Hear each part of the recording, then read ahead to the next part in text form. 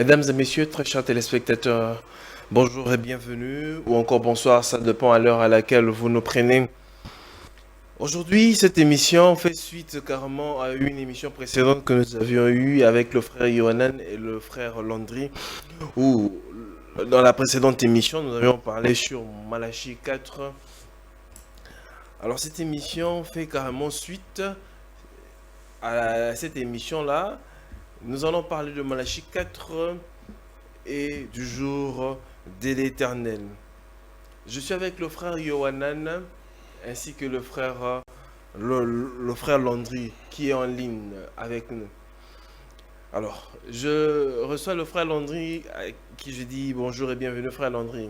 Oui, bonjour frère Jules et bonjour aux téléspectateurs qui vont nous suivre.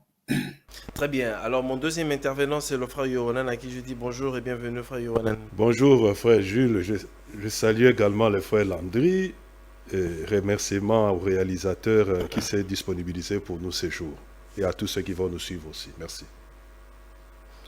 Très bien. Nous ouvrons directement cette émission par, par notre sujet, comme je l'ai dit, parce que cette émission, elle a tellement raté maintes fois, mais le Seigneur nous fait grâce à ce que nous l'ayons aujourd'hui. Alors, j'ouvre cette émission avec le frère Landry, et, qui va commencer à ouvrir cette émission. Alors, frère Landry, vous avez la parole. La fois passée, nous avons parlé sur Élie de Malachie 4. Vous avez pu démontrer que Élie de Malachie 4, cette promesse-là a été accomplie en Jean-Baptiste et le Seigneur Jésus-Christ avait présenté Jean-Baptiste comme étant l'Élie qui devait venir. Alors, vous avez 5 minutes pour nous parler et donc une manière de faire une récapitulation de notre précédente émission et puis évoluer. Ok, d'accord. Pour faire suite du coup au dernier débat, euh, alors, donc, nous sommes tous d'accord, nous étions tous d'accord que Jean a accompli la première portion de Malachie 4. Ce qui nous reste, en fait, ce qui cause problème pour ce débat-là, pour la suite, c'est nous ne sommes pas d'accord pour la deuxième portion de Malachie 4, si Jean l'accomplit ou pas.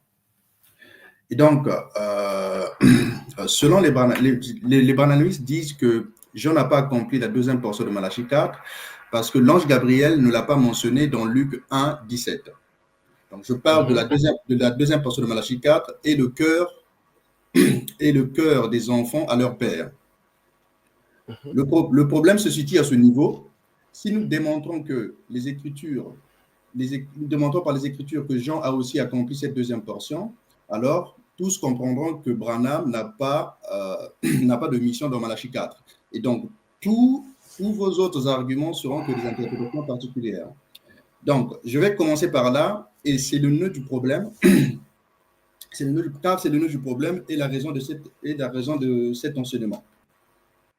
Alors, voyons maintenant si Jean a accompli la deuxième portion de Malachie 4 ou pas, d'après la Bible. Regardons ensemble et suivez-moi attentivement. Lisons le verset 17 de Luc 1. Donc, il marchera devant Dieu avec l'esprit et la puissance d'Élie pour ramener les cœurs de père vers les enfants et les rebelles à la sagesse des justes, afin de préparer au Seigneur un peuple bien disposé. L'absence de la deuxième portion de Malachie 4 ici veut dire que Jean ne l'a pas accompli comme enseigné dans le livre du message. La Bible dit que Dieu ne change pas. Lisez Malachie 3, 6. Il est le même hier, aujourd'hui et éternellement. Si cet enseignement vient de Dieu et que nous retrouvons les mêmes cas identiques à votre enseignement dans d'autres prophéties, les portions non mentionnées seront également pas accomplies puisque Dieu ne change pas, il est le même. Maintenant, lisez ces trois prophéties pour voir si cet enseignement vient de Dieu ou du simple raisonnement des hommes. Ésaïe 29, versets 18-19, Ésaïe 35, 5, 6 et Ésaïe 42, 6, 7. Vous verrez que les 3 prophéties annoncent la venue de Christ et chaque prophétie a repris et mentionné la portion d'ouvrir les yeux de l'aveugle. Pour le reste, les 3 prophéties annoncent annoncent des missions différentes. Nous sommes sûrs à 100% et sans aucun doute que Christ a accompli toutes les portions, malgré que toutes les portions ne sont pas identiques dans ces 3 prophéties. Si vous refusez cette vérité biblique, nous vous rappelons que le prochain retour de Christ concerne le jugement des hommes, donc il l'a forcément accompli lors de sa première venue. Alors, si vous niez malgré cette évidence, dites-nous quand Christ viendra accomplir toutes les autres portions différentes mentionnées dans ces 3 prophéties. J'attends que le frère puisse répondre à cette question. S'il ne le fait pas, je le relancerai lors de ma deuxième reprise de parole. Je donne un autre verset qui montre que Jean a accompli tout, Malachie 4. Ésaïe 66. Les missions de Christ débutent au verset 1 jusqu'au verset 3. Mais dans Luc 4, 19, les portions du verset 2 à partir de « pour consoler tous les affligés » et toutes les portions du verset 3 ne sont pas mentionnées par Luc. Rappelons que Dieu ne change pas. Il est le même hier, aujourd'hui, éternellement. Comme il est le même, il devrait faire pareil comme dans Luc 1, 17. Même question. Si Jean n'a pas accompli tout Malachie 4 parce que Luc n'a pas mentionné la deuxième portion de Malachie dans Luc 1, 17, alors dites-nous quand Jésus reviendra accomplir ces deux autres portions de Ésaïe 61, je dis à partir du verset 2 et 3, que Luc n'a pas mentionné dans Luc 1, 4, 18 et 19. Je vous pose ces questions pour vous faire prendre conscience que l'absence d'une portion dans une autre prophétie ne veut pas dire qu'elle n'est pas accomplie, et Dieu le confirme ici. Si le frère Yohanan ne me répond pas, je rappelle encore que je le relancerai lors de ma deuxième prise de parole. Parce que cette question est cruciale et montrera si Jean a tout accompli ou pas. Notez ces questions et vérifiez chez vous et vous vous rendrez compte que l'absence d'une portion dans une prophétie ne veut pas dire qu'elle n'est pas accomplie. Ensuite, parlons du destinataire de cette prophétie de Malachie 4. La Bible enseigne qu'il existe 2 postérités, celle qui était sous la loi et celle qui est sous la grâce, c'est-à-dire qui est à la foi d'Abraham. Lisons dans Romains 4, à partir du verset 16. C'est pourquoi les héritiers le sont par la foi, pour que ce soit par grâce, afin que la promesse soit assurée à toute la postérité, non seulement à celle qui est sous la loi, mais aussi à celle qui est à la foi d'Abraham, notre Père à tous. Je vais vous l'expliquer de cette manière et ça sera plus clair et compréhensible pour tous. Nous voyons qu'il y a 2 postérités dans le projet de salut de Dieu. Alors, qu'est-ce que Dieu a demandé à la postérité qui était sous la loi concernant la loi de Moïse? Lisons Deutéronome 4 à partir du verset 1. Maintenant, Israël, écoute les lois et les ordonnances que je vous enseigne. Mettez-les en pratique. Au verset 2, il dit, vous n'ajouterez rien à ce que je vous prescris et vous n'en retrancherez rien, mais vous observerez les commandements de l'Éternel, votre Dieu, tels que je vous les prescris. Nous avons bien lu qu'il est demandé à Israël de ne rien ajouter ni retrancher sur la loi de Moïse, mais d'observer toute la loi. Maintenant, qu'est-ce que Dieu a demandé à la postérité qui est à la foi d'Abraham, c'est-à-dire celle qui est sous la grâce, concernant la loi de Moïse? Lisons Galates 5 à partir du verset 2. Paul, je lis version Semeur. Moi, Paul, je vous le déclare, si vous, chrétiens d'origine païenne, vous vous faites circoncire, le Christ ne vous sera d'aucune utilité. Et je l'affirme une fois encore à tout homme qui se fait circoncire est tenu d'accomplir la loi tout entière. Vous qui cherchez à vous faire déclarer juste par Dieu en accomplissant la loi, vous êtes séparés du Christ, vous n'êtes plus sous le régime de la grâce. Paul est clair pour les païens. Il leur dit de ne pas se circoncire, de ne pas observer toute la loi, c'est-à-dire la loi de Moïse, sinon ils seront séparés de Christ et ne plus être sous l'alliance de la grâce. Donc, il n'est pas demandé aux païens sous la grâce de pratiquer toute la loi de Moïse. Cela a été aussi écrit dans Actes 15, à partir du verset 5, où les apôtres ont dit aux païens de ne pas observer toute la loi. Maintenant, lisons Malachie 4 pour voir à quelle postérité s'adresse cette prophétie. On prend Malachie 4. Très bien, vous jutez par là, frère Landry. Oui. Parce que vos minutes sont pratiquement finies. D'accord. Donc, Malachie 4, Bible 8 secondes. Souvenez-vous de la loi de Moïse. Souvenez-vous de la loi de Moïse, mon serviteur, auquel est prescrit en le rêve pour tout Israël des préceptes et des ordonnances. Voici, je vous enverrai Élie le prophète avant que le jour de l'Éternel arrive. Je lis la même prophétie dans la Bible français courant, parce que c'est beaucoup plus clair pour voir à qui s'adresse cette prophétie. Dans la Bible français courant, il est dit, souvenez-vous de ce que mon serviteur Moïse a enseigné, observez les règles et les lois que je lui ai données sur le mont Horeb pour tout Israël. Je prends la même prophétie dans la Bible, traduction du Monde Nouveau, parce que la dernière fois, on ne s'accordait pas avec le frère Yonal pour savoir si c'est Israël qui devait obéir à cette loi ou pas. Lisons la même chose dans la Bible, traduction du Monde Nouveau. C'est beaucoup encore plus clair. Je lis. Souvenez-vous de la loi de mon serviteur Moïse, des décrets et des règles que j'ai donnés en Horeb pour que tout Israël y obéisse. Vous voyez, là, il y a la précision que c'est Israël qui doit obéir à cette loi-là, la loi de Moïse. Dans la Bible française courant, il est dit d'observer les lois que Moïse a enseignées en Horeb. Et il est écrit en français très clair dans la Bible traduction du Monde Nouveau que ces lois ont été données à Israël pour qu'il y obéisse. En d'autres termes, pour que Israël observe et pratique toutes ces lois. Ici, la promesse de Malachie 4 s'adresse au peuple de Dieu qui doit observer la loi de Moïse, c'est-à-dire toute la loi entière. C'est ce que nous venons de lire. L'Écriture est claire. Or, nous avons vu qu'il y a deux postérités. Je finis. Nous avons vu qu'il y a deux postérités dans le plan de Dieu. Merci beaucoup, frère Landry. D'accord. J'étais à la fin. Permettez que je puisse donner la parole à frère Yohanan pour bien évoluer. Donc, vous avez vos 5 minutes. Pas de souci, ça marche. Et le frère Yohanan, merci bien. Alors, frère Yohanan, vous avez suivi le frère Landry. Il a expliqué, voilà, les choses d'une certaine façon. Alors, la question est de savoir, est-ce que Jean a tout accompli, oui ou non? Merci beaucoup. Je salue le frère Jules, le frère Landry une fois de plus. J'ai vu que le frère a sombré dans des redites. Il n'a pas apporté quelque chose de plus. Nous revenons et nous disons à ceux qui nous suivent. Malachie, chapitre 4. Élie qui est demandé à 2 missions. La première, celle de ramener les cœurs des pères aux enfants, et la seconde, celle des enfants aux pères. Le messager qui avait été envoyé à Zacharie a si bien expliqué l'écriture en se limitant au premier volet de cette écriture. Pourquoi ça? Parce que l'enfant qui venait, Yohanan, veut dire Yahweh fait grâce. Jean-Baptiste était le messager qui devait précéder la grâce de Dieu. Vous lisez également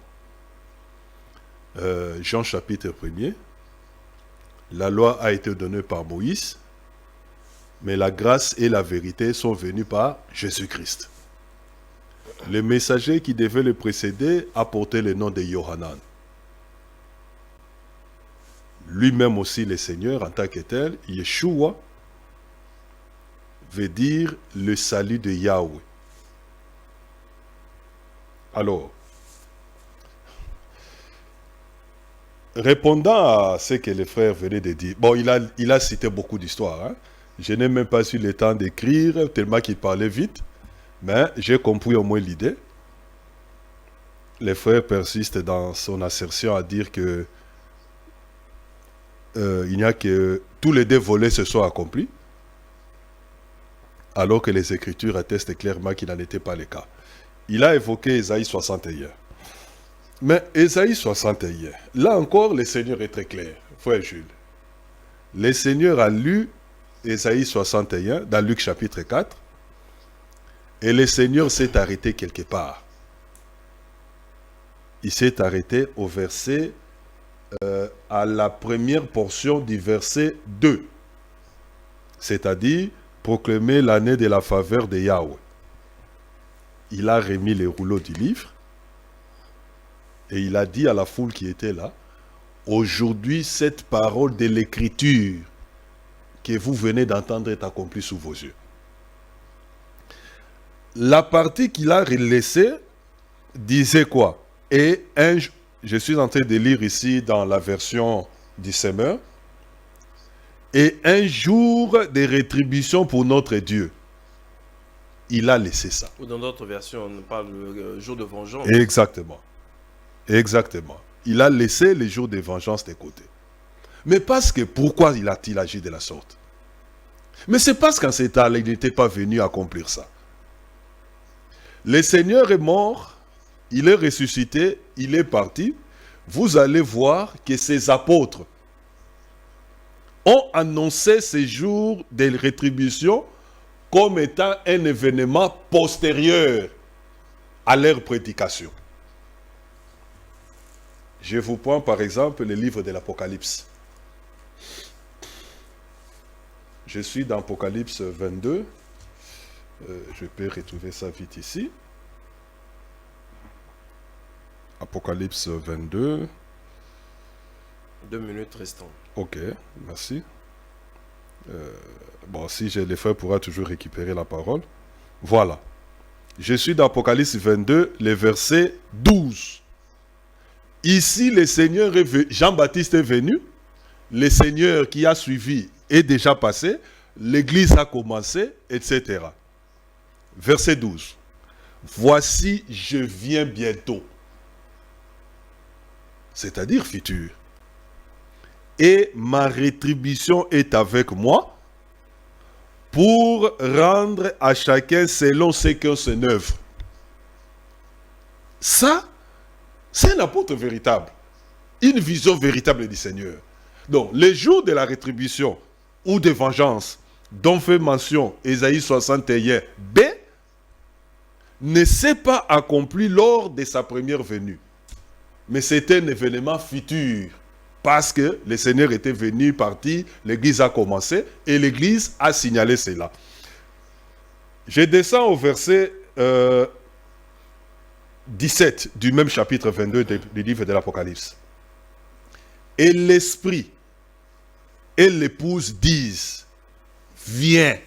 Viens pour faire quoi? Le verset 12. Voici, je viens bientôt et ma rétribution est avec moi pour rendre à chacun selon ce que son œuvre. 17. L'Esprit et l'épouse disent, viens. Et que celui qui entend dise, viens. Et que celui qui a soif vienne, et que celui qui veut prenne de l'eau de la vie gratuitement. Donc, rien que ce seul verset dit déjà tout. J'y ajoute un deuxième verset, le frère pourra récupérer. Et vous chutez par là. Walter. Je prends cette écriture qui est couchée par la plume d'un des messagers véritables de Dieu, l'apôtre Léchalia Paul. Il dit ceci, dans Romains chapitre 2.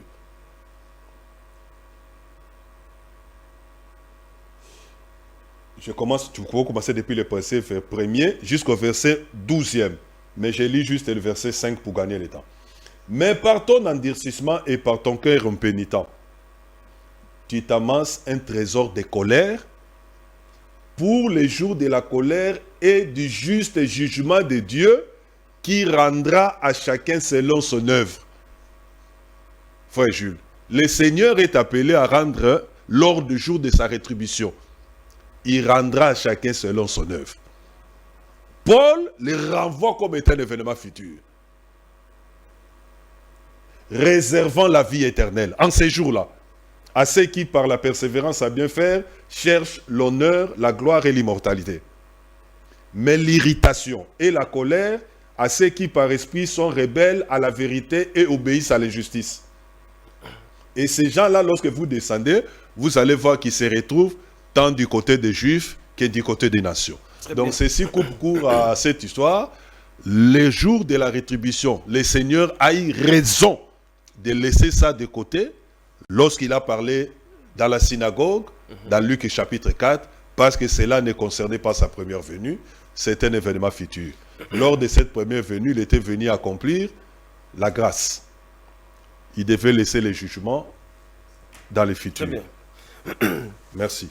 Alors, frère Landry, Après avoir suivi le frère Yohanan, comment il a fait son exposé, quand on lit Ésaïe, parce que vous avez cité Ésaïe 61, et une prophétie qui a eu lieu dans l'Ancien Testament, et le Seigneur Jésus-Christ, quand il vient ici dans le Nouveau Testament, dans Luc chapitre 4, il vient citer juste une portion, une première partie au fait. Parce que dans Ésaïe, c'est tout le verset. On parle de jour de grâce et un jour de vengeance. Parce que le verset a double application, si je peux le dire ainsi. Mais quand le Seigneur Jésus-Christ vient dans le Nouveau Testament, il met un point. Il s'arrête là pour le jour de la grâce. Et vous avez parlé de Malachie, chapitre 4. On parle avant que le jour de l'Éternel n'arrive. Ce grand jour est redoutable. Parce que dans la deuxième portion, toujours de Luc 4, ou encore d'Ésaïe 61, on voit le jour de l'Éternel. Et dans Malachie 3, on voit l'accomplissement de la première portion de Luc 4, annoncer la grâce, où Jean-Baptiste était venu. Éclairez-nous sur la question et les écritures qui sont données là. Et rencontrer aussi le frère Yohanan. Ok. Comme je l'ai dit tout à l'heure, j'ai posé justement les questions que j'ai posées tout à l'heure, c'est justement parce qu'en fait, il est enseigné dans l'église du message que Jean-Baptiste n'a pas accompli tout Malachie 4, en tout cas la deuxième portion, c'est parce que Luc, dans 1 Luc 17, cela n'a pas été mentionné. C'est ce qui est enseigné. Et j'ai bien dit tout à l'heure, quand j'ai posé des questions, que si le frère Yohanan ne répondait pas à ces questions-là, je devais revenir dessus. Donc là, il a développé, mais il n'a pas répondu à ces questions-là. J'ai bien dit, si cette théorie est vraiment biblique, alors il doit nous dire quand doivent être accomplies les autres portions. J'ai donné 3 versets, Ésaïe 29, 18, 19, et Ésaïe 35, 5, 6, et Ésaïe 42, 6 et 7. C'est la même chose que vous voyez dans Luc 1, 17, là. Et il y a des portions qui ne sont pas été mentionnées. Mais moi, nous savons que Christ les a accomplis, mais sauf que ça n'a pas été mentionné. C'est pour ça que je pose la question. C'est juste pour faire prendre conscience que ce n'est pas parce que ce n'est pas mentionné que ce n'est pas accompli. Mais il n'a pas répondu. Donc, il a répondu juste sur la partie de Ésaïe 61. Et je rappelle encore, les portions commencent à partir du verset 2 jusqu'au verset 3. Tout ça, ce sont les missions de Christ. Et il est bien indiqué, après la vengeance, c'est bien indiqué après, pour consoler tous les affligés et ainsi de suite. Tout ça, ce sont des portions qui ne sont pas mentionnées dans Luc 4, qui vient de lire, là, que le Seigneur a lu. Mais notre question, c'est quand est-ce qu'ils viendront, quand est-ce qu'il viendra accomplir, puisque l'enseignement consiste à dire que si ce n'est pas mentionné, alors ce n'est pas accompli. Donc là, il n'a pas répondu à ça. Mais je annonce d'avance que les portions qu'il voit là, même pour consoler tous les affligés, le Seigneur l'a bien accompli. Tout à l'heure, je lui donnerai le verset s'il dit non. C'est juste pour montrer que ce n'est pas parce que ce n'est pas mentionné que ce n'est pas accompli. Je le fais juste pour faire prendre conscience. C'est pour ça que je pose exprès ces questions-là. Donc, du coup, je vais finir mon exposé de tout à l'heure. Après, j'enchaîne pour le jour de l'Éternel. Donc, je démontrais tout à l'heure que Malachie 4 ne s'adressait, il y a bien 2 postérités dans le salut de Dieu. Une postérité qui était sous la loi et une qui est sous la grâce. Et là, le but, c'est de montrer que la postérité de Malachie 4 s'adresse uniquement à la postérité qui était sous la loi. Donc, j'ai bien lu les 2 versets de Malachie 4 dans les 3 Bibles différentes. Dans la Bible de traduction Monde Nouveau, c'est bien écrit que la loi a été donnée pour qu'Israël y obéisse.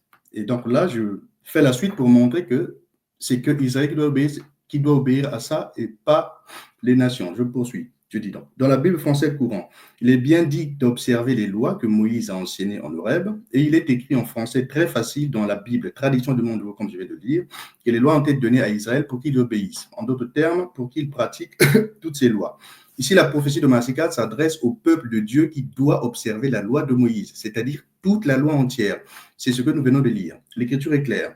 Or, nous avons vu qu'il y a 2 postérités dans le plan de salut de Dieu. Celle qui doit observer toute la loi, postérité qui était sous la loi, sous l'alliance de la loi, et celle qui doit observer la loi, celle qui doit observer la loi, et celle qui ne doit pas observer la loi, toute la loi, postérité qui est sous l'alliance de la grâce. Comme cette postérité s'adresse seulement au peuple qui doit observer toute la loi de Moïse, alors nous comprenons qu'il s'agit de Israël, descendant biologique d'Abraham. C'est une vérité incontestable, puisque c'est seulement à la postérité qui était sous l'ancienne alliance qu'a été demandé d'observer toute la loi de Moïse, c'est-à-dire de ne rien rajouter ni retrancher. Nous pouvons le relire dans Deutéronome 4, 1, 2. C'est bien écrit. Maintenant, Israël écoute les lois et les ordonnances que je vous enseigne. Mettez-les en pratique. Au verset 2, c'est bien précisé. Vous n'ajouterez rien à ce que je vous prescris et vous n'en retrancherez rien. Mais vous observerez les commandements de l'Éternel, votre Dieu, tels que je vous les prescris. Voilà, je pense que l'explication est claire. Aux nations, il ne nous a pas été demandé d'observer toute la loi. D'accord? C'est seulement à Israël. Donc, quand ça parle de la loi de Moïse, la loi de Moïse veut dire que vous devez observer toute la loi. Sous la grâce, ce n'est pas ce que nous a été demandé. Vous pouvez relire Galates 5. Donc, ça, c'était juste pour montrer que la procédure de Malachie 4 s'adresse uniquement à la postérité qui doit observer toute la loi. D'accord? Donc, si le frère Yohanan veut dire autre chose, qu'il explique Galates 5 et Acte 15. Voilà. Un autre point que j'aimerais également éclaircir, ça concerne la promesse d'Abraham pour la bénédiction des nations. Dieu avait fait une promesse à Abraham que toutes les nations seront bénies en sa postérité. Donc là, si vous pouvez le lire dans Galates 3, versets 7 et 9. Et Pierre dit dans Acte 2, 39, que cette promesse est pour ceux qui sont près et pour ceux qui sont au loin, c'est-à-dire chez les nations. Je précise que cette promesse dont parle Pierre concerne le salut des païens par Christ. Cette promesse de Acte 2, verset 39, ne parle pas des livres de Malachie 4. Donc, à ne pas confondre. Autre chose que je devrais juste préciser pour que ça soit clair. Aucun prophète juif pouvait annoncer la venue d'un prophète païen sous la loi. Ce serait désobéir à la loi de Dieu. Pourquoi? Les païens sous l'alliance de la grâce étaient considérés impurs par les juifs et étaient interdits de rentrer dans les temples de prière. On peut le lire dans Ézéchiel 44, 6, à partir du verset 6. Tu diras aux rebelles, à la maison d'Israël, ainsi parle l'Éternel.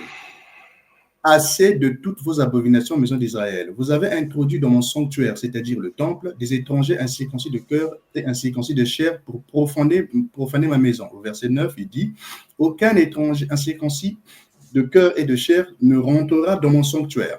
Vous voyez? Et si vous lisez dans Galates 21, verset 28-29, Paul a eu ce problème avec les Juifs car il croyait que Paul avait introduit un païen dans le temple. C'est comme si un prophète sous l'ancienne alliance disait aux Juifs, je vais vous envoyer du porc à manger, celui qui le mangera aura le salut ou la vue éternelle, alors que c'était interdit sous la loi, car c'était une abomination aux yeux de Dieu. On peut lire Ésaïe 66 qui dit, ceux qui se sanctifient et se purifient dans les jardins au milieu desquels ils vont un à un, qui mangent de la chair de porc, des choses abominables et des souris, tout cela périront. Vous voyez, un prophète ne peut pas dire aux Juifs de manger du porc sous la loi. Ce n'est pas possible. Maintenant, lisons ce que Paul dit concernant la nourriture sous la grâce. Il dit, si vous lisez dans 1 Corinthiens 10 au verset 25, il dit, mangez de... Il vous reste une minute, frère Landry. D'accord. Mangez de tout ce qui se vend au marché sans vous en acquérir de rien par motif de conscience. D'accord? Donc, nous voyons bien que sous l'ancienne alliance, manger du porc, tout ça a été interdit, mais sous la loi, mais sous la grâce, ça a été autorisé. C'est pareil pour les païens concernant la prophétie. Si on lit dans Actes 10 au verset 11, Pierre nous dit que, on va lire à partir du verset 1, il dit, il vit au ciel. Bon, je vais résumer. Pierre dit que il est interdit aux Juifs de fréquenter les païens, d'accord? De fréquenter les païens et de rentrer chez eux. C'était interdit sous la loi, d'accord? Et au verset 28, il précise, vous savez que la loi interdit à un Juif de fréquenter un étranger ou d'entrer chez lui. Mais Dieu m'a fait comprendre qu'il ne faut considérer aucun homme, aucun être humain souillé ou impur. Ça, c'est dans le Nouveau Testament que Pierre dit que dans l'Ancien Testament, les Juifs ne pouvaient pas fréquenter les païens. Donc, ça veut dire que sous l'Ancienne Alliance, Dieu ne peut pas annoncer qu'un prophète païen va venir pour le salut. Il ne peut pas parce que sous l'Ancienne Alliance, c'était interdit. Vous comprenez? C'est-à-dire que si Dieu va annoncer un prophète païen, ça sera que dans le Nouveau Testament. Il ne peut pas l'annoncer dans l'Ancien Testament, c'est contredire l'alliance. C'est ce que je voulais juste préciser de façon claire. J'espère que c'est clair pour vous. Donc, pour finir, nous avons compris, par rapport à ce que je viens de montrer, que la prophétie de Malachie 4 s'adresse à la postérité qui est sous la loi. Et Jésus, comme j'avais déjà dit la dernière fois, dans Matthieu 11, 14, a bien confirmé que c'est Jean-Baptiste qui était cet Élie. C'est écrit, donc il n'y a pas de problème là-dessus. Une dernière chose pour finir. Quand on lit, on va prendre ce verset-là. C'est juste pour éclaircir ce point-là. Alors, on va dire, je vais prendre ici. Voilà. Donc, je lis. Jésus a révélé dans Matthieu 11 que c'est Jean qui est Élie qui devait venir. Donc, il a également précisé dans le verset 11 que c'était aussi Jean qui est le messager annoncé dans Malachie 3.1 qui devait venir avant lui. Donc, c'est Élie. Donc, cet Élie doit venir obligatoirement avant la nouvelle alliance de la grâce, comme précisé clairement dans ce verset de Malachie 3.1. Aucun verset dit que Élie de Malachie 4 viendra après le Christ, mais il est écrit avant, c'est-à-dire qu'il viendra avant. Vous voyez, j'ai juste répété la promesse comme Christ a fait dans Matthieu 11. C'est-à-dire que lorsqu'on parle d'une promesse, on est obligé de répéter la promesse au futur comme si même si elle s'était déjà réalisée. C'est ce que Christ a fait dans Matthieu 17, 11. Il ne parlait pas d'un Élie futur, mais il a juste répété la promesse. Nous pouvons le relire. Très bien. D'accord, ça marche. Merci beaucoup, frère Landry. Okay. Je vous reviens. Ça marche. Alors, frère Yohanan, le frère Landry a dit, citant notamment Malachie, je crois, 4, où il est dit, souvenez-vous, là c'est Dieu qui parle, souvenez-vous de la loi de Moïse, mon serviteur, auquel j'ai prescrit en Horeb des ordonnances pour tout Israël. Il dit tout simplement que cette loi, ou bien cette promesse, n'a pas été faite pour les nations. Et Malachie 4 ne concerne pas les nations. Et c'était une recommandation particulière pour le peuple d'Israël. Éclairez-nous sur la question. Bon, je me rends compte que le frère est en train de faire du surplace. Il n'a rien apporté de nouveau. Il tourne en rond. Ésaïe chapitre 61, Ésaïe chapitre 63, Ésaïe chapitre 34. Dieu, dans son programme, avait en vue 2 jours, frère Jules, 2 jours. Le premier, publier la grâce. Le second, apporter le jugement ou la rétribution.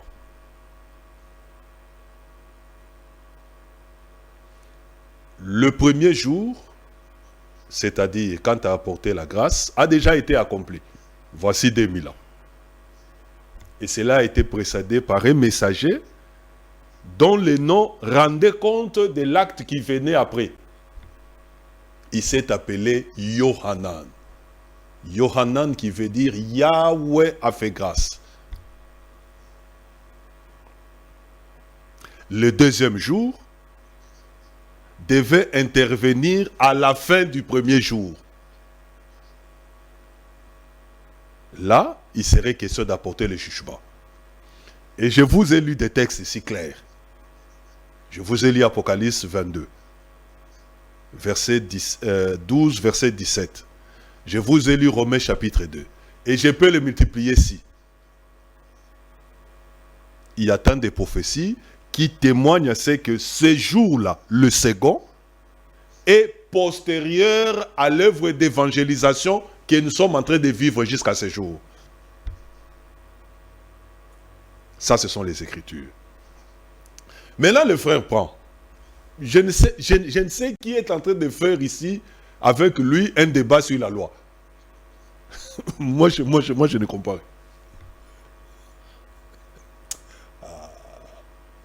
Frère Landry. souvenez-vous de la loi de Moïse, mon serviteur, auquel j'ai prescrit en oreille pour tout Israël, des préceptes et des ordonnances. Mais vous parlez, à vous entendre, vous parlez un bon français, un français bien fignolé. Mais comment une phrase si simple comme celle-là vous complique la tâche? En bon français. Et c'est aussi clair. C'est très clair. Oui. En bon français, en bon français.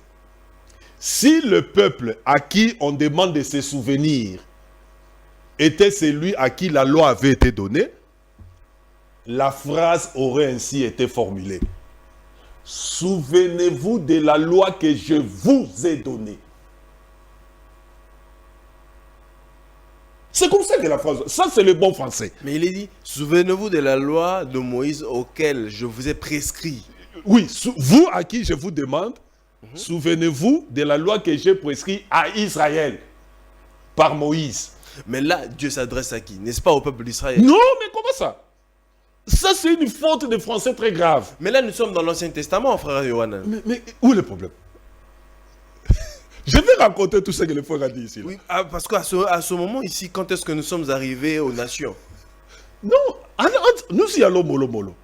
Oui, il faut rencontrer le frère. Je vais les rencontrer sur tous ces arguments. Pour démontrer qu'il ne s'agit pas du peuple d'Israël. Oui, je suis en train de le faire.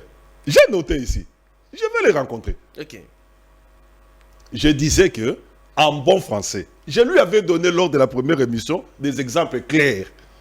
Je rappelle ça encore. Parce que j'ai vu que pour vous, cela est salutaire. Deutéronome chapitre 12. Dieu était en train de parler à Israël. Au chapitre 13, il dit ceci. Je parlais de Deutéronome, excusez-moi, c'est Exode. Exode, chapitre 12. Dieu parlait à Israël. Au chapitre 13, il leur dit ceci. Je vais vous retrouver. Oh là là, je pourrais vous retrouver. Mais je donne les passages. Je l'avais formulé lors de la dernière émission. Dieu dit ceci. Ou lorsque je revenais pour prendre la parole. Dieu était en train de s'adresser à Israël. Ça va? Et dans le chapitre qui suit, il dit à ce peuple-là de se souvenir de ce qu'il avait fait à toute la maison d'Égypte. Frère Jules, Dieu, les deux phrases sont similaires. Il dit à Israël, il dit à un peuple de se souvenir de ce qu'il a fait à toute l'Égypte. Vous allez dire que le peuple à qui il est demandé de se souvenir, c'est le peuple d'Égypte. Non, non. Dieu demandait à Israël de se souvenir de ce qu'il a fait à toute l'Égypte. De la même manière qu'ici, dans Malachie 4, il demande à un peuple X de se souvenir de la loi qu'il a faite à Israël. Dieu ne dit pas, souvenez-vous de la loi que je vous ai donnée en Horeb. Le vous là que le frère veut introduire là, il a eu. Dieu n'a pas dit que je vous ai donné. Mais le frère s'évertue à vouloir introduire un vous là-bas. La phrase dit, souvenez-vous de la loi que j'ai donnée à Israël, en Horeb. Et non pas, souvenez-vous de la loi que je vous ai donnée en Horeb. Il peut lire toutes les versions qu'il a. Il ne trouvera pas ces vous-là, là, à cet endroit-là. Ça, c'est le bon usage de la langue française. Ça, c'est parler un bon... Il parle un bon français. Mais comment il se perd comme ça? Tous se souviennent toujours, il se perd de là. Tu t'es pas là. Oh là là. Oh là là. L'État me manque vraiment. Parce que il a tellement dit des choses ici. Il va encore, il prend. La parole est donnée à Israël. Mais, frère Landry, est-ce que tu pourras m'expliquer Jacques chapitre 1er, verset 1er? Ça c'est de 1. De 2. Mais qui lui a dit? Qui lui a dit? Qui doit lui avoir dit que dans l'ancienne alliance, Dieu n'avait pas fait de promesses avec les nations, en rapport avec les nations? Ah, il faut nous le démontrer alors. Oh, mais c'est pas possible. C'est pas possible. C'est pas possible. Je prends comme ça en passant, je prends Ésaïe 33 par exemple. verset 13. Vous qui êtes au loin, écoutez ce que j'ai accompli. Ça va? Et vous qui êtes près, connaissez ma puissance. Dieu s'adresse à deux. Ceux qui sont près, qui sont-ils? Et ceux qui sont loin. J'ajoute un deuxième passage. Mais nous savons tous que, frère Yohanan, Dieu a traité avec les nations jusque ici dans le Nouveau Testament. On a Jean 10, quand le Seigneur Jésus-Christ dit que j'ai encore une autre bergerie qui ne fait pas partie de cette bergerie. Et celle-là doit écouter aussi la parole. Frère Ils Jules, formeront un troupeau. je vais encore scandaliser les frères. Est-ce que vous savez qu'il n'y a pas qu'Israël que Dieu avait fait sortir d'une nation? Mais Dieu avait aussi fait sortir certains peuples, des nations. Je vous reviendrai, cela comme mon temps est écoulé. Mais je termine en disant ceci. Je donne le deuxième passage. Ésaïe chapitre 57, verset 19. Je créerai sur leurs lèvres des hymnes de louange. Paix, paix à qui est loin, comme à ceux qui sont près. Déclare Yahweh, oui, je les guérirai. Hein? Dieu dit qu'il va faire la paix avec ceux qui sont loin, pardon, ceux qui sont près, ainsi qu'avec ceux qui sont loin. Qui sont ceux qui étaient près? Qui sont ceux qui étaient loin? Parce que ce passage, l'apôtre Paul est revenu sur ça dans Éphésiens chapitre 2.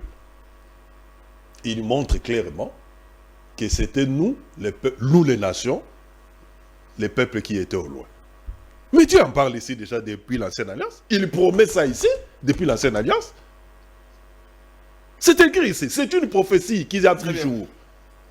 Mais comment les frères peuvent parler des choses comme ça? Très bien. Merci beaucoup, frère. Il est allé lire Ézéchiel 44.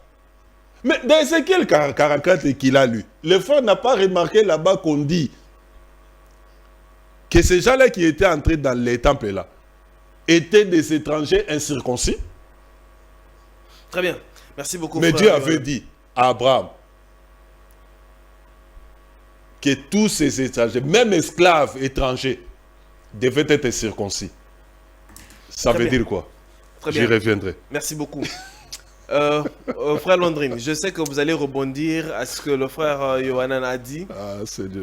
Mais ma question qui a été posée, vous n'avez pas répondu littéralement à cette question-là. Par rapport à la double portion de Ésaïe 61. Parce qu'on a le jour de grâce et un jour de vengeance. Plus bas là-bas, dans Malachie 4, on parle du jour grand et redoutable. Pouvez-vous nous le situer avec les Écritures pour nous le montrer? Et si ce n'est pas la deuxième portion des Malachie 4 qui vient accomplir cette deuxième portion des Ésaïe 61, éclairez-nous. Je sais que vous allez revenir sur ce que le frère Yohanan a dit, mais répondez aussi à ma question. D'accord, sur Ésaïe. Ok, d'accord.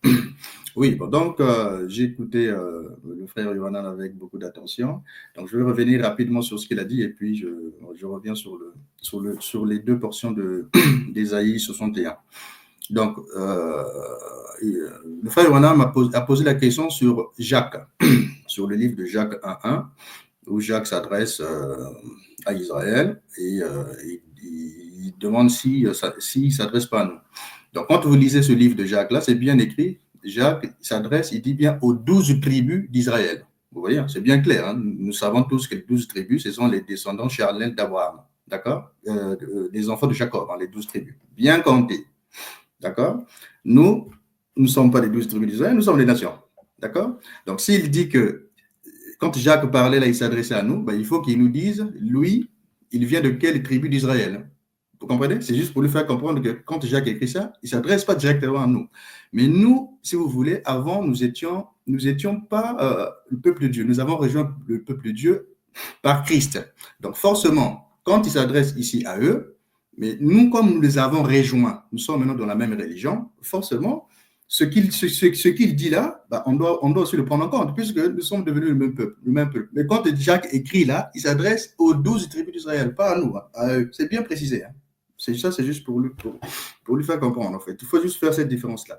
Je reviens sur les promesses qu'il a parlé en disant que on a parlé des nations, ceux qui sont au loin, ceux qui sont auprès, que Dieu avait déjà prévu ça. Mais moi, je n'ai pas ce problème-là, puisque Abraham l'a annoncé dans l'Ancien Testament que toutes les nations seront bénies à sa postérité.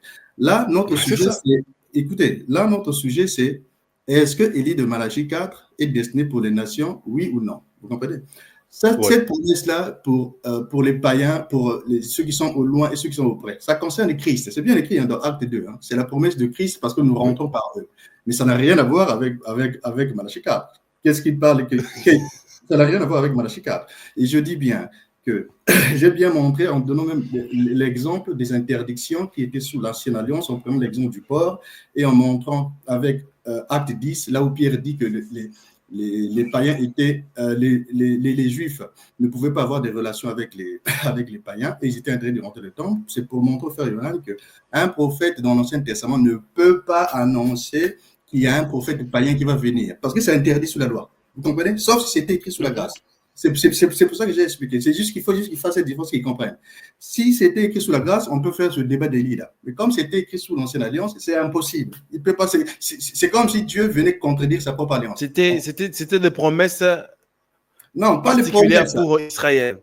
Déjà, c'était pour Israël, puisque les nations n'existent, puisque Dieu traitait qu'avec Israël. C'est écrit, hein, si vous lisez Éphésiens. Ah oui, à cette époque-là, Dieu traitait qu'avec le peuple d'Israël.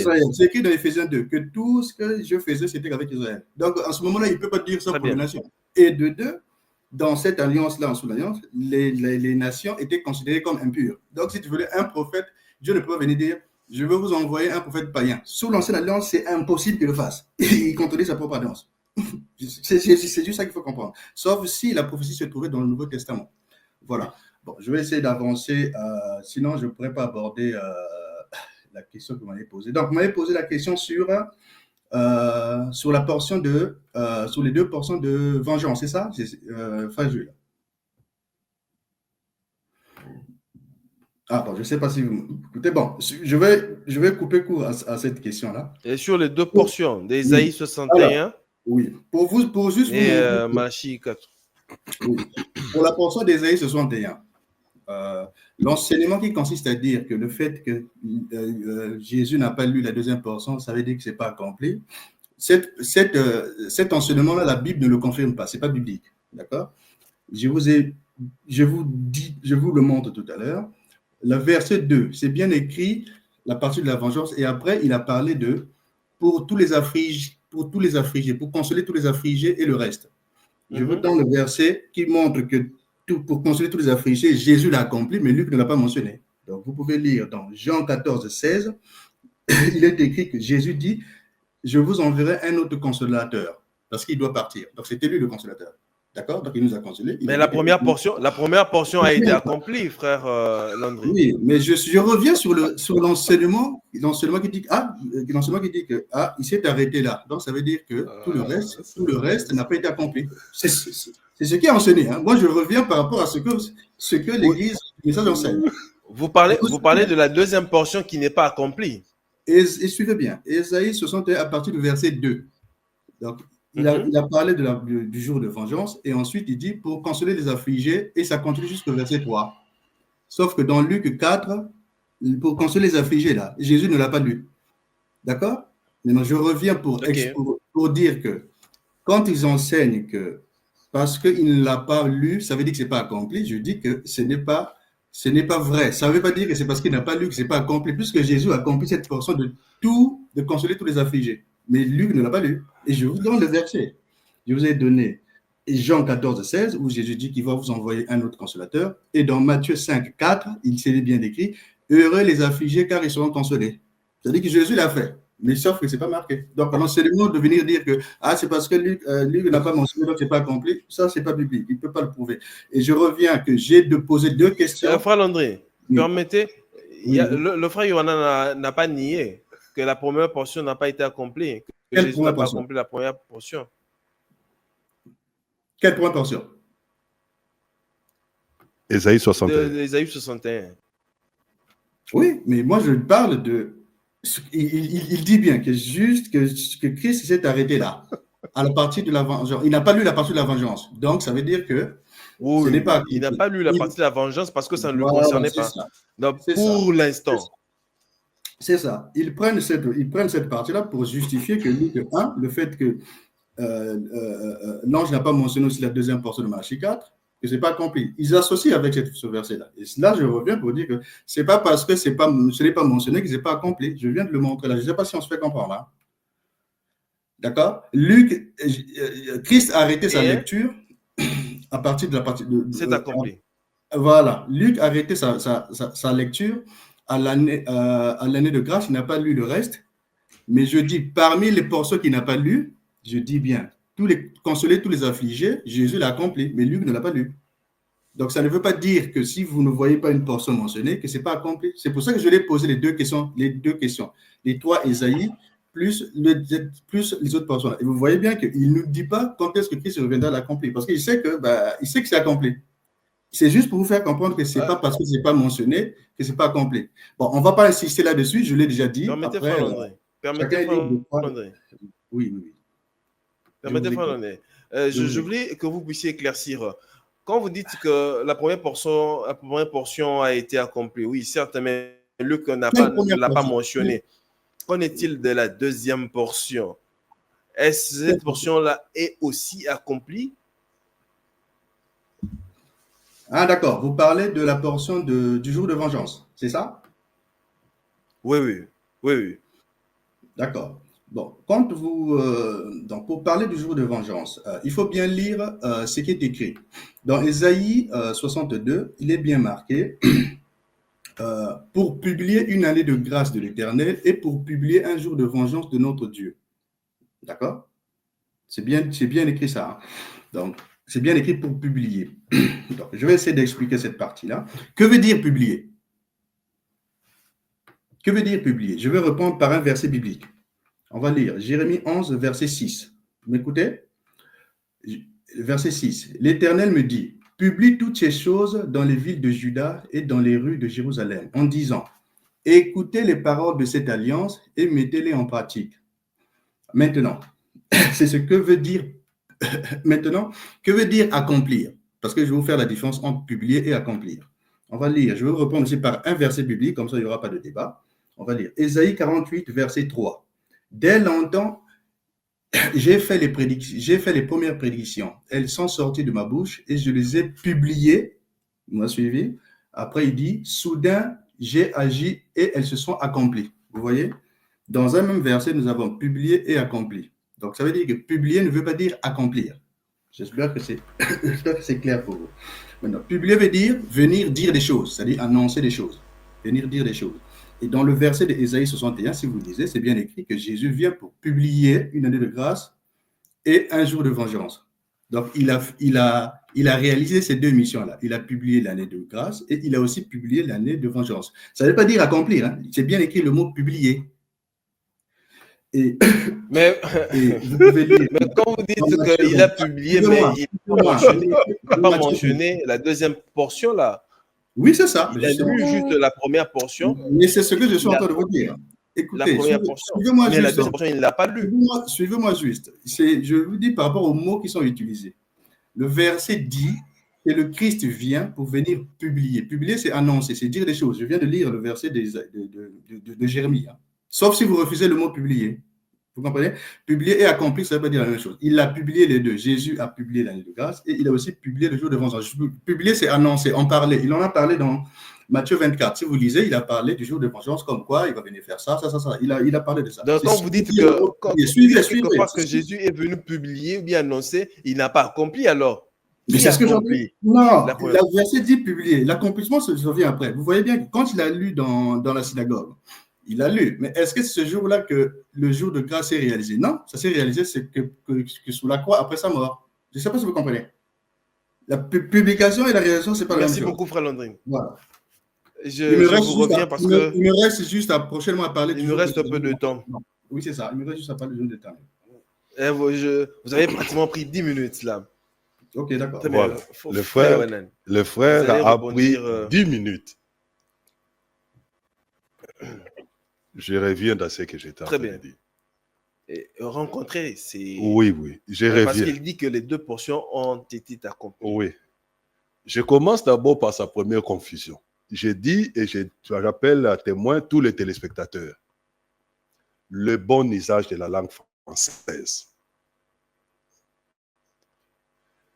Les gens à qui est demandé la souvenance, si c'était ceux-là à qui il avait été donné la loi, la phrase aurait ainsi été formulée: souvenez-vous de la loi que je vous ai donnée. Je lui prends un texte très simple. Exode chapitre 12, verset 3. Parlez à toute l'assemblée d'Israël. Ça va, frère Jules? Chapitre 13, verset 3. Moïse dit au peuple, quel peuple? Le peuple d'Israël. Souvenez-vous de ces jours où vous êtes sortis de l'Égypte. C'est ça le bon usage de la langue française.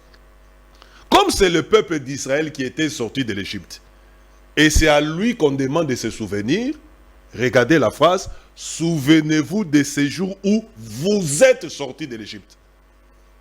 Ça, c'est le bon usage de la langue française.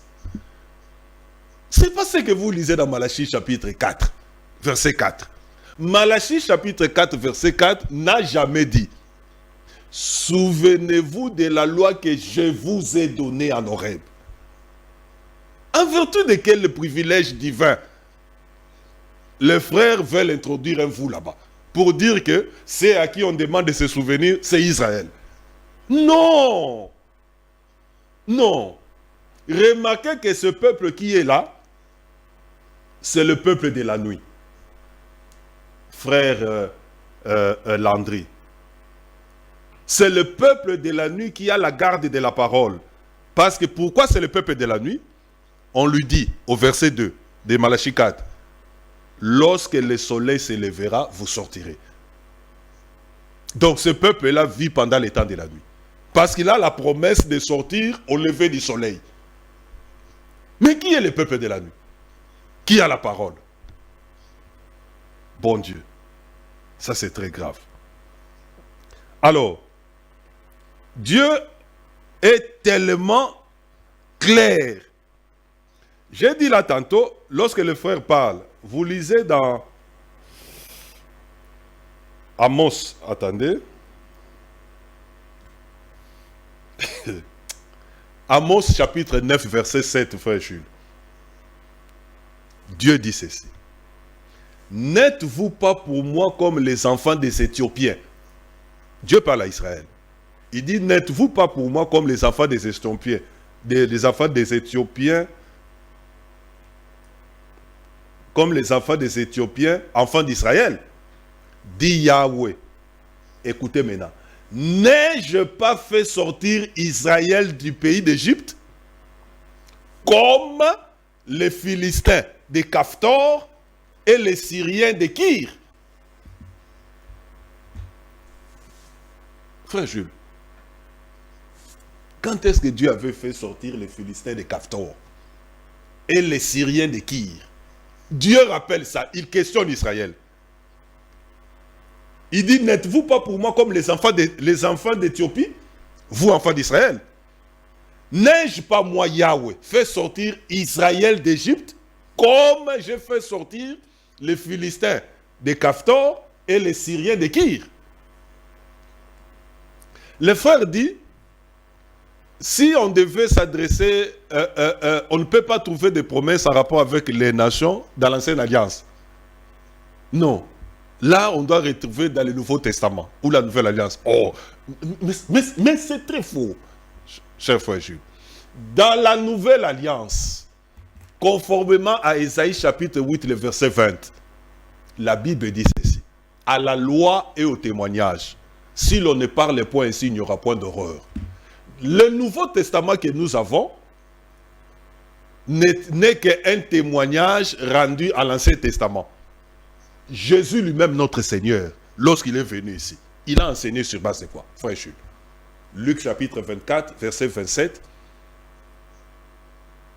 et puis les versets 44 à 47. Les seigneurs prouvaient tout avec l'ancienne alliance. Les apôtres qui sont nos pères, Paul dit, dès Timothée chapitre 3, versets 15 à 16.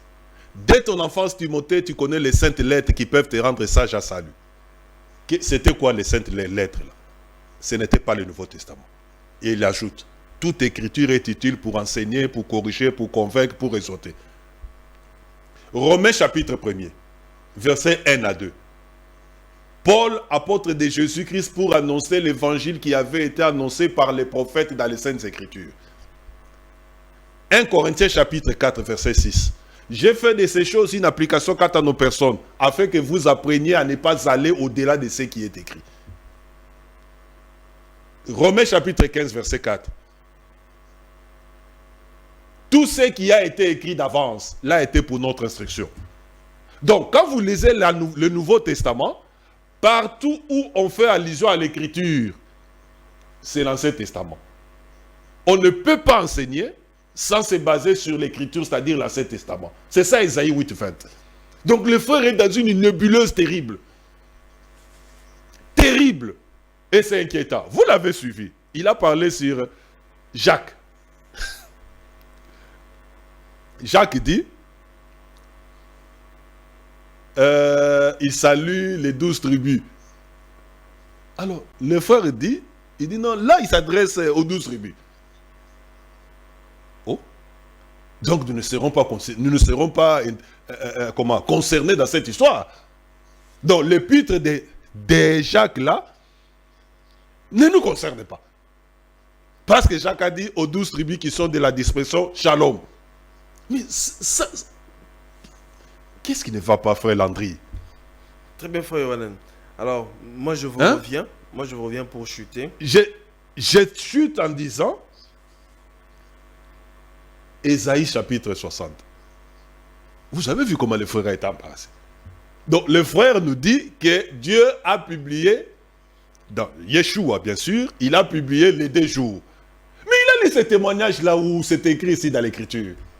Le Seigneur a lu, il a fermé et il a ouvert sa bouche pour dire, aujourd'hui cette parole de l'écriture que vous venez d'entendre est accomplie.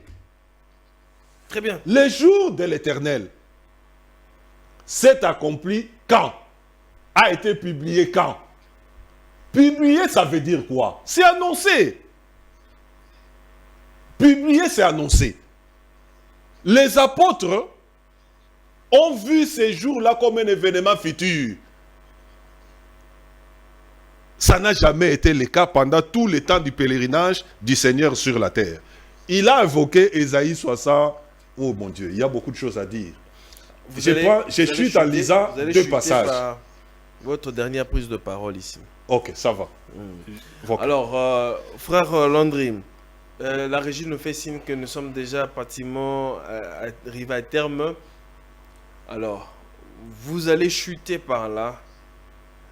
Et en conclusion, il nous dit, parce que le frère Yohanan vient de citer, il a d'ailleurs dit, le Seigneur, quand il parle de l'écriture dans Luc, il dit, cette portion d'écriture que vous venez d'entendre, c'est accompli.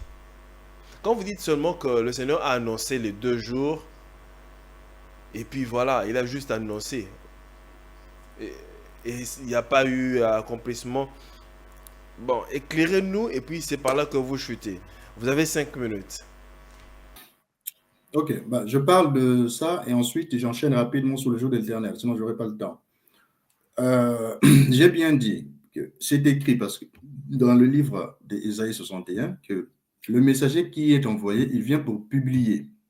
Publier, c'est même lui-même aussi vient de répéter, c'est annoncer, c'est dire des choses. Je vous ai lu Jérémie, livre de Jérémie, où publier veut dire annoncer, c'est dire des choses. D'accord? Donc, il a fait les deux dans la pratique de son ministère. Il a parlé de ça, il a parlé du jour de vengeance, il a parlé du jour de grâce. Pardon. Publier ne veut pas dire qu'il. Publier, c'est annoncer. Après, l'accomplissement se fait après. D'ailleurs, l'accomplissement du jour de la grâce s'est fait sur la croix quand on l'a crucifié. Mais ça s'est fait le jour où il a lu cette prophétie dans la synagogue. Maintenant, quand je prends Ésaïe, pour la partie de la vengeance, c'est pareil. Il l'a publié puisqu'il a parlé de ça. L'accomplissement se fera quand il reviendra. Vous comprenez? Il faut juste lire ce qui est écrit, hein, sauf si vous refusez ce que veut dire le mot publier. Donc, je ne dis pas que ça ne s'est pas fait. Hein. Il a publié, il a fait les deux, puisqu'il en a parlé. C'est ça annoncé. L'accomplissement se fait dans chaque temps, selon le plan de Dieu. La première partie s'est faite quand il s'est fait sur la croix. La deuxième se fera quand il reviendra. Non, je passe vite fait pour parler du jour de l'Éternel, puisque je n'ai plus trop le temps. Donc, pour le jour de l'Éternel, ce que je peux dire rapidement, c'est que je voulais juste faire comprendre que le jour de l'Éternel de Malachie 4, ça ne concerne pas le retour de Christ. Donc, c'est vraiment différent. Pour le comprendre, on ne va pas être là à s'imaginer c'est quoi le jour de l'Éternel. Il suffit juste de lire des livres qui parlent du jour de l'Éternel. Dans Malachie 4, il a parlé du jour de l'Éternel, mais il n'a pas donné de détails. Donc, on va prendre par exemple 2 livres qui en parlent. Sophonie 1 parle du jour de l'Éternel, et Joël 2. D'accord? Dans Sophonie 1, 14, il parle du grand jour de l'Éternel. Dans Joël 2, 31, il parle du grand jour de l'Éternel de Malachie 4. C'est bien écrit, le soleil se changera ensemble avant l'arrivée du grand jour de l'Éternel. Maintenant, pour faire la différence, quand vous lisez 2 Pierre 3, 10, quand Pierre parle du retour de Christ, il parle bien de la destruction du monde. D'accord?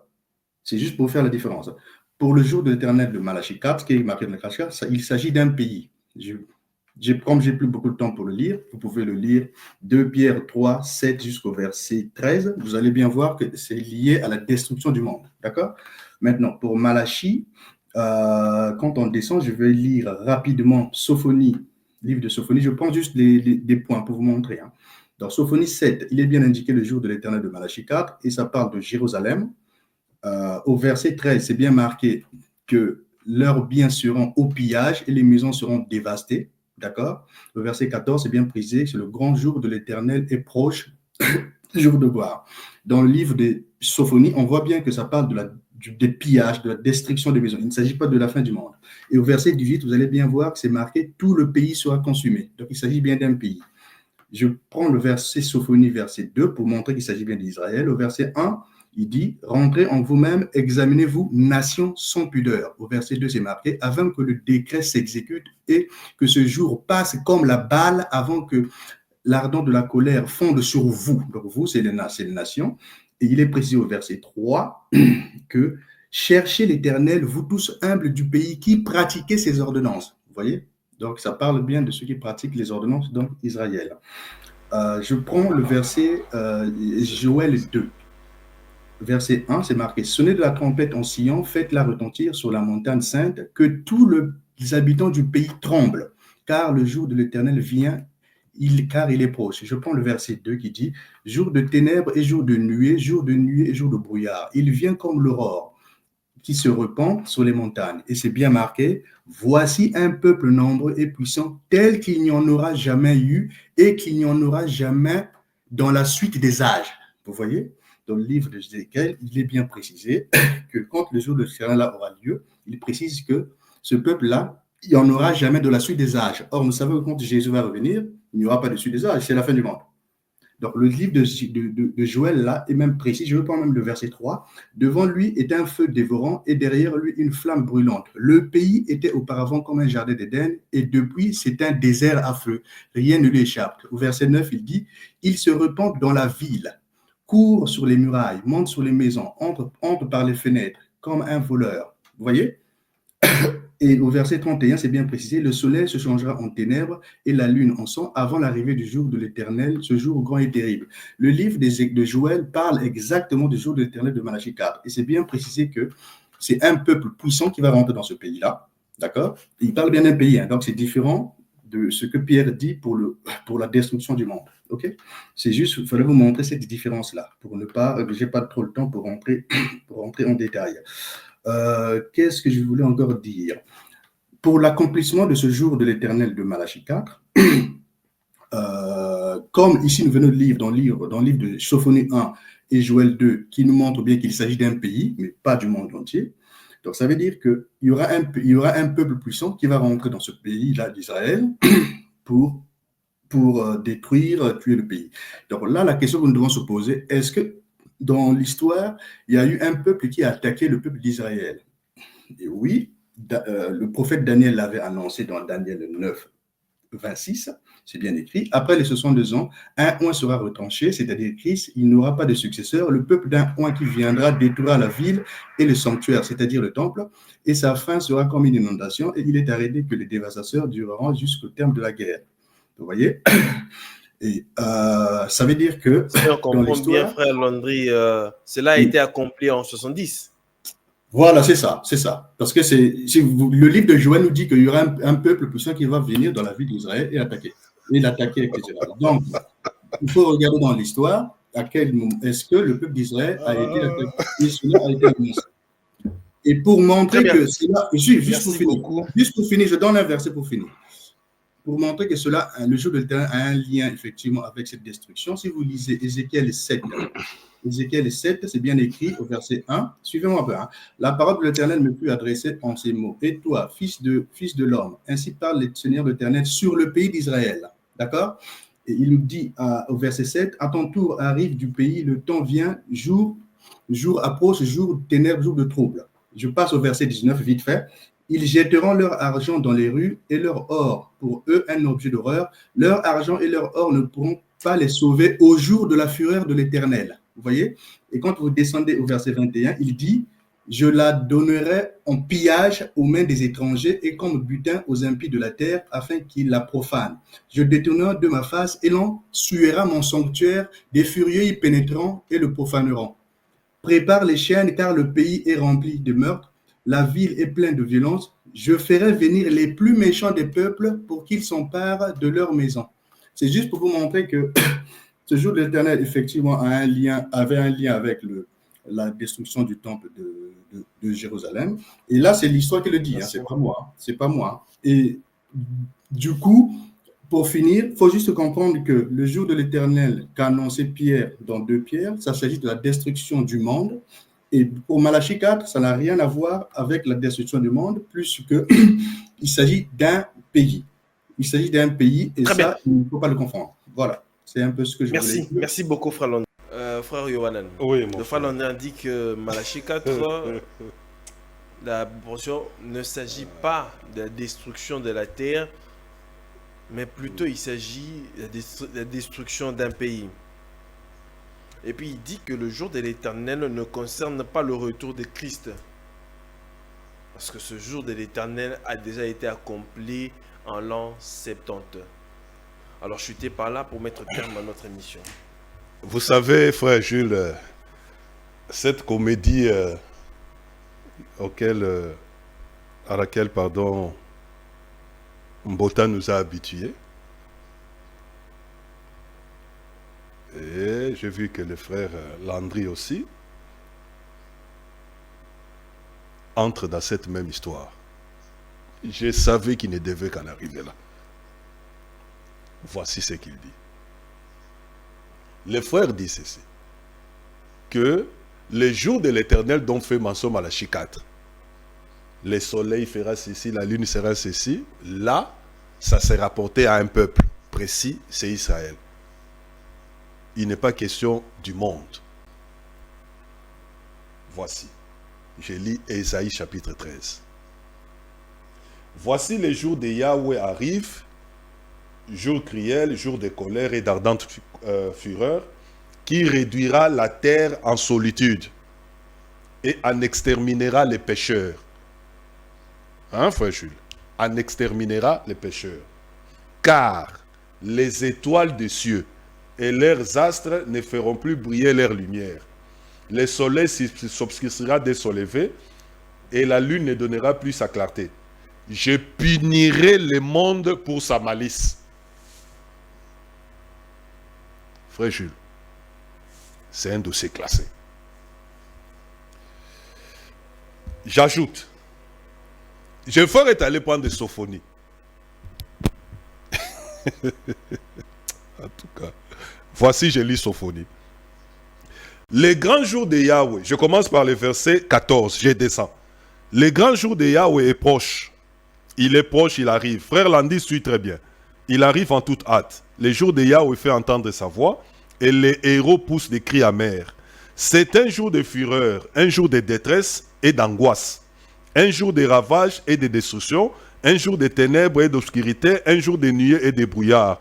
Un jour où retentiront la trompette et les cris de guerre contre les villes fortes et les tours élevées. C'est ce auquel on a assisté. Non, pas contre une ville. Contre les villes, des villes.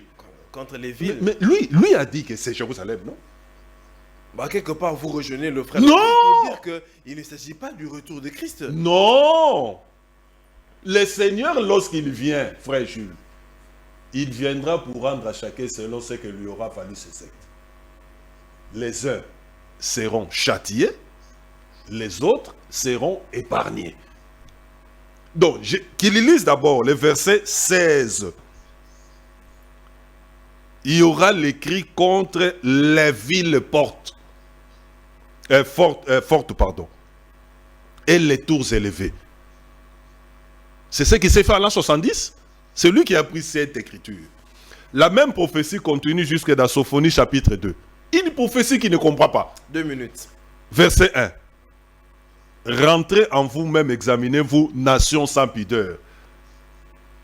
Vous pourrez demander, bon, on n'a plus le temps, il n'aura même pas le temps de réagir. La nation sans pudeur ici, à laquelle on dit de rentrer en elle-même, c'est qui? Je descends.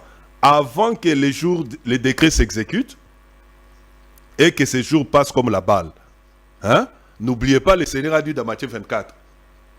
Lorsque vous verrez toutes ces questions, sachez que le Fils de l'homme est proche. Mais avant ça, il dit, ce sera comme la moisson en été. Selon Daniel, c'est comme la balle qui passe. Il dit que ces jours passent comme la balle avant que la colère ardente de Yahweh fonde sur vous. Avant que les jours de la colère fondent sur vous, cherchez Yahweh, vous tous les humbles du pays qui pratiquez ces ordonnances, recevez la... Peut-être serez-vous épargnés au jour de la colère de Yahweh. Donc, au jour de la colère de Yahweh, frère Jules, il y a possibilité d'être épargné. C'est la même chose qu'il a dit dans Malachie chapitre 4. Vous qui m'êtes fidèles, j'aurai compassion de vous comme un père a compassion d'un fils qui les sert.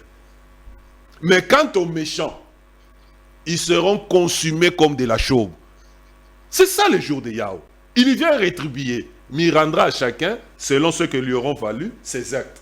Ésaïe chapitre 35. Très bien. À ceux qui sont troublés, dites, prenez courage, n'ayez aucune crainte. Voici Yahweh va venir pour la rétribution. Et il va régler ses comptes, il viendra lui-même et vous sauvera. Voilà. Je termine en lisant ces passages de Ésaïe 59,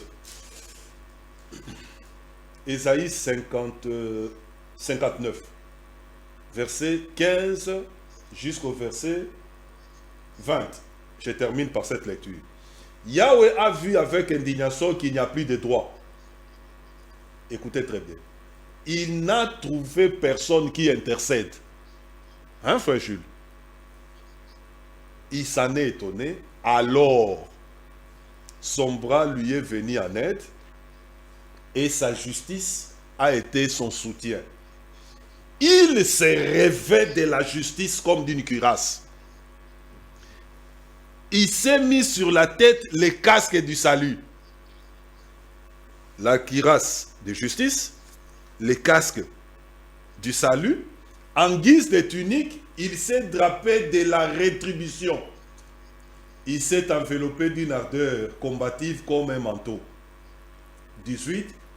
Il rendra à chacun ce que lui vaut ce qu'il a fait.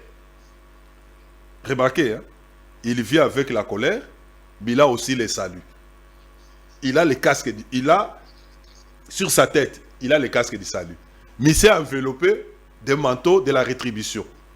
il rendra à chacun selon ce que lui auront valu ses actes. Très bien. Remarquez que l'apôtre Paul, lorsqu'il récupère ça, dans 1 Thessaloniciens 5, il dit nous,